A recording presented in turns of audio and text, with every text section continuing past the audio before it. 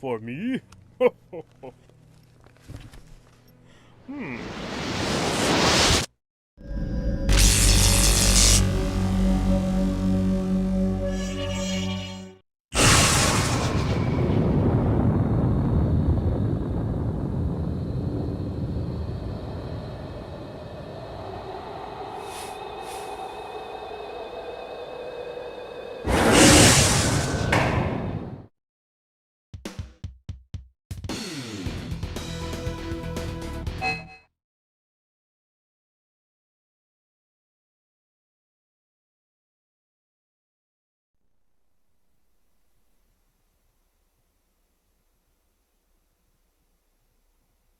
I think that the reason that people will like or dislike Spawn is because of the attitude of him, and that he hasn't been quite as polished as a lot of mainstream characters that are out there, Superman and Batman and Spider-Man and stuff like that.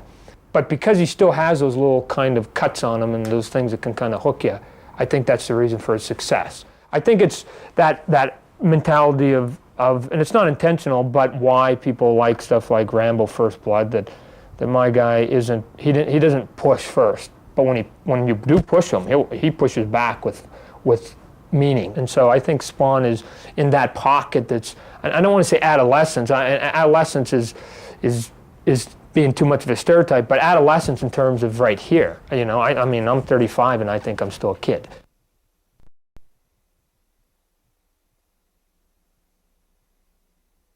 When I look at a lot of video games, I look at them more for, like, if I could play it, would that be cool? And so, again, when I go to video arcades and stuff, I can sit there and go, well, I've never played any of these, but if I was gonna plunk down my 50 cents, this would be the game right here, because it just has, again, either a feel to it, the characters are neat, the action's kind of cool, the sound effects, something there that, to me, this is the best one in the room. There's a million fight games out there on some level. There's a million scrolling games. So how can we kind of take little bits and pieces of these things and not create something completely original? Because it's like, you know, none of us are that good that we can come up with that wholly original idea. But how can we make this thing slightly different? That's really the goal. I'm trying to keep Sony in the mindset, and they've been very good so far, of trying to go, let's just do a little bit of this and this and this. And we hope that the whole becomes better than the parts.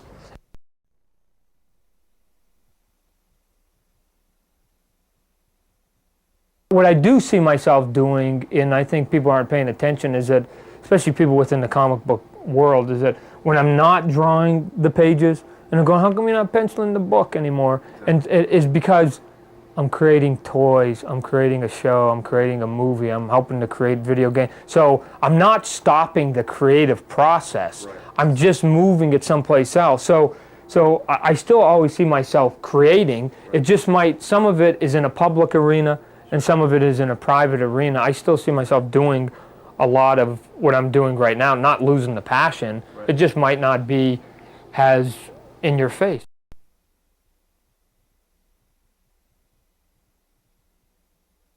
At the end of the day, I go play ball. I take the kids for a walk in the park and, you know, say hi to my wife, and I'm pretty bland, you know. It's just that, because I think people have an odd tendency to say, what kind of psycho thinks these things up? But the thing is at least in my example here, and I got to believe most of this is true, I sleep like a baby. I don't remember my dreams, and when I wake up, I feel good and I feel refreshed, and then I go into my office and I create mayhem.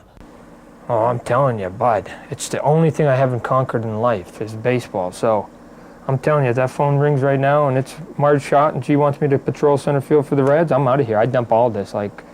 So, I mean, do I like Spawn? Oh, of course I do. But would I like to play center field in Cincinnati? You betcha. You know, I mean, that was, when I was a kid, that was the first thing that I mean, sports was everything, you know.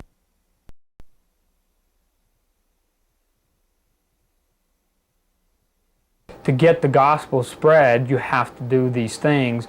And part of getting people to know about your product is you have to like get it out to literally millions of people. You have to use these vehicles, movie being one of them, that are accessible ways to get people to it, and you just go, okay, well, we needed a movie. We needed a video game that maybe sold 3 million units. It's too bad it didn't sell 30 million units, right? You know, because again, every guy doesn't have one. So, well, who doesn't have one? We got to go hit them with something else.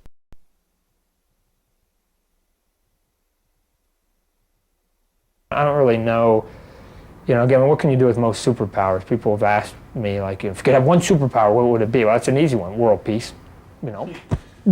Okay, I'm done, you know, and it's like that, you're done in one day. But anything less than that, you know, is kind of like, well, what are you gonna do with it? I think if I had superpowers, I don't know that I'd save anybody from bank robbers. I'd probably just make sure that I took care of all the little personal things in my life, you know. So that guy's had my lawnmower for 3 months. I'm gonna kick his friggin' garage in. I'm gonna get my lawnmower and piss on him if he wants it. You know, it's mine. So and that makes sense to him. So he functions on the small level, given that he's a pawn in a chess game called Armageddon between heaven and hell. So here's the big thing. But he doesn't get it. It's too much for him. But he gets the little personal stuff. All the other stuff that heaven and hell is kind of throwing down upon him is just noise, and he just wants some peace and quiet.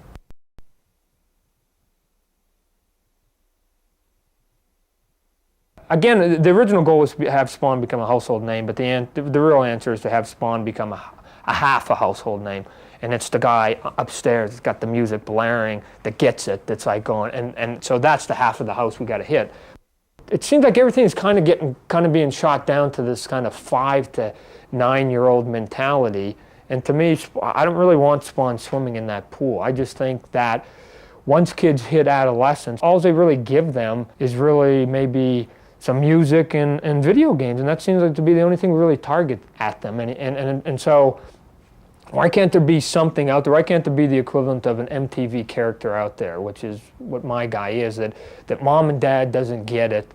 Dad gets it. I'm going to tell you right now. Dad will get it. Dad just won't endorse it when mom's around, right? So mom won't get it. So she's not going to endorse it. Dad just goes, just keep it away from mom.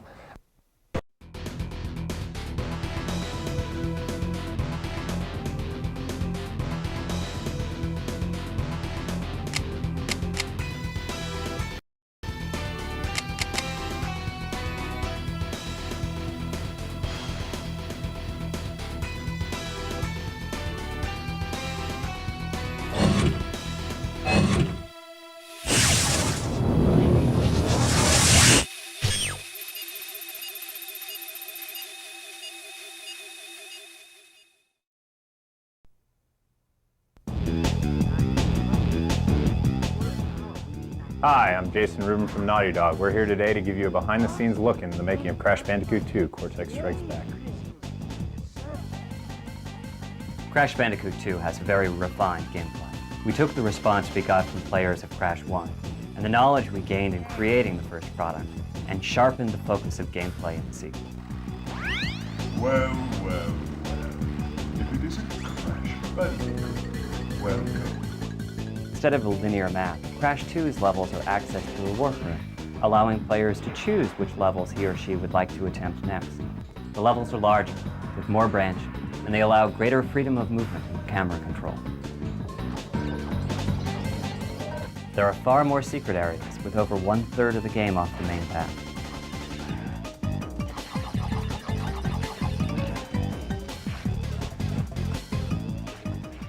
The art's changed drastically between Crash 1 and Crash 2. Crash 1's engine was thrown out. Crash 2's engine is totally new. It allows us to have more polygons in the background, more frames of animation in Crash, more detailed environments, and the ability to do neat environmental effect things that bring the viewer in, bring the player in, to make them feel like they're in a real environment. It has procedural rain, which is actual 3D raindrops that come through the environment. When the camera looks down, the rain actually moves as if it's in 3D, and you're looking at a down angle with the rain. On a snow level, when you're running into the snow comes at you and makes you feel like you're in the level. We have a specular renderer on our gems, which allow the gems to look like gems as opposed to look like really flat shaded things rotating. We have reflection effects in the ice that make Crash Bandicoot and everything else in the environment reflect in the ice, making it really feel like ice. We've been able to add a whole slew of new things to each and every level based on the fact that instead of saying, okay, let's go make Crash 1.5, use the same engine, make some new levels, we did Crash 2.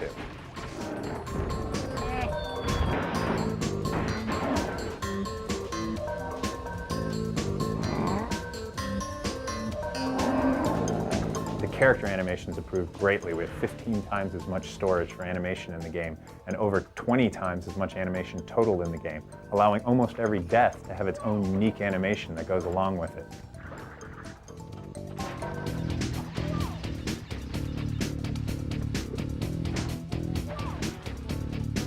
Not only can you walk, jump, run, but you can also ride on the back of a bear cub. You can run away from a boulder. You can ride on a jet ski. You can ride on a jetpack that's actually free floating in zero gravity. You can do a lot of things you never did before, and you can do a lot of things that you've never seen before in any other game.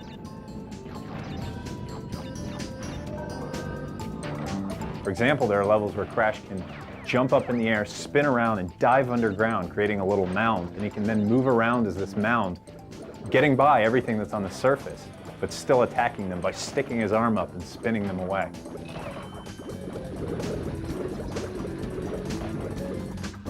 One of the cool new things in Crash Bandicoot 2 are the lip-synced, like, holographic characters in the warp room. Game over.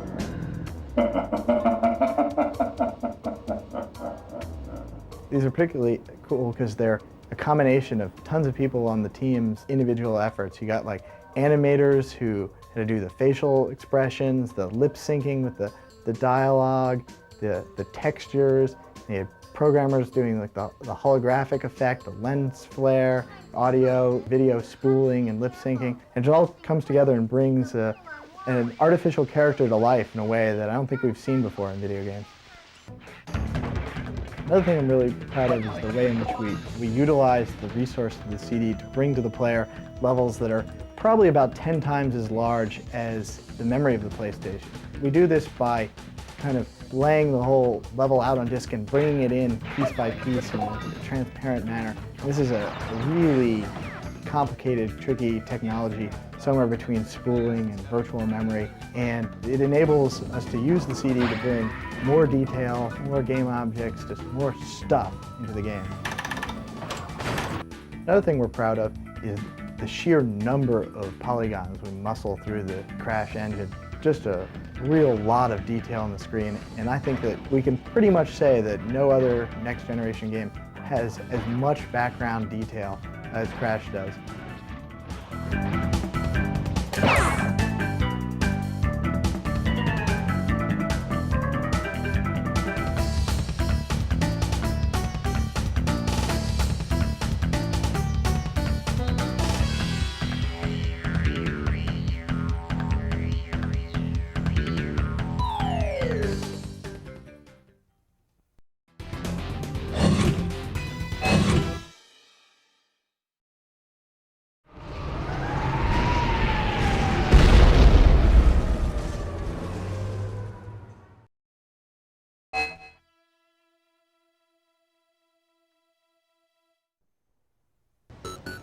Over 40,000 comic book fans recently came together in San Diego, California for this year's Comic-Con International. Since it's the largest comic convention in the United States, every comic book publisher was represented.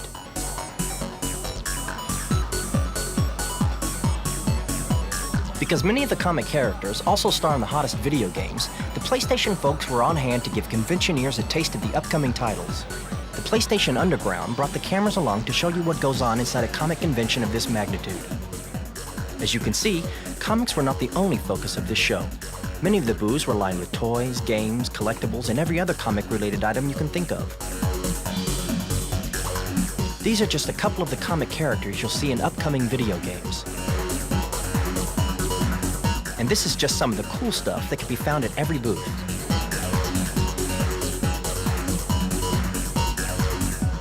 Looks like just about everyone's a subscriber.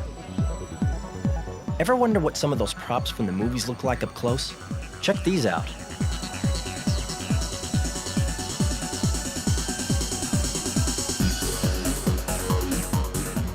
comic book art leaves off, gameplay begins.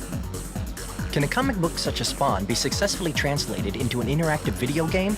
Fans at the show seem to think so, once they tested the upcoming Spawn game on PlayStation. They also took a liking to the PlayStation Underground CD, grabbing up thousands of copies, as well as other valuable reading material. If you get the chance, we at the PlayStation Underground highly recommend attending Comic-Con International. You never know who you might meet.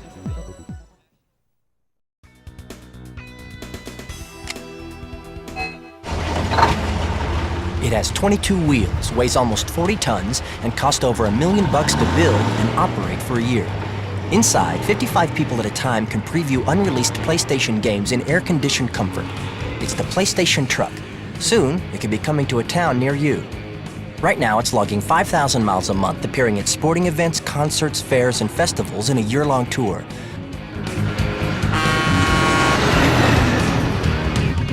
What makes it all work out?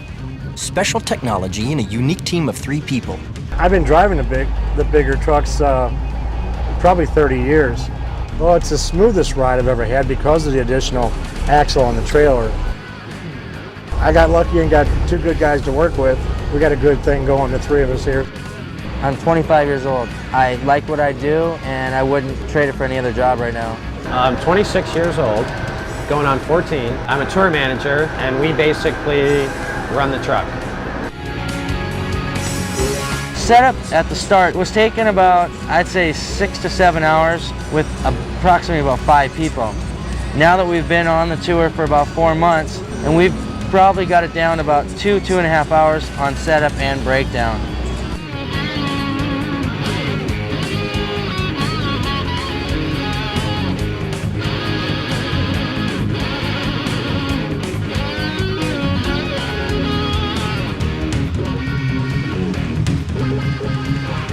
Well, the Sony PlayStation truck can hold 55 people at one time. There's 33 consoles in there that are the top games. There's about 12 to 13 unreleased games. Our featured game today is Kart World Series. This Kart World Series is not yet on the market. This truck has just about everything that your living room would have. We have nice recliner leather chairs. We do have a big screen TV, which is an 8-foot video wall that we run championship games on it. It's by far the #1 exhibit at any place we go to. People don't know exactly what we are or who we are, but as soon as they find out, everybody's there. The truck opens up both sides, boom, you get people, people, people, people. You gotta almost tear these kids' fingers off the controllers to get them out of there to let some of these other people in line. Our target demographic is 15, 16 to 25, but we get 5 to 50. I love this truck. This is a pretty cool truck, actually. Parents come up to the front of a very long line and say, oh, my child's in there, I just have to get my child, we've got to go. And then coming in the truck and seeing that parent tucked away in a corner somewhere, just going at one of the games. It's got a lot of PlayStation games in it, for one. A lot of TVs, a lot of hookups. Sound system's great.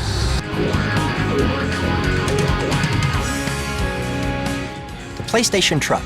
60,000 visitors in the first 5 months. It could be coming soon to a parking lot near you. Check PlayStation on tour at www.playstation.com.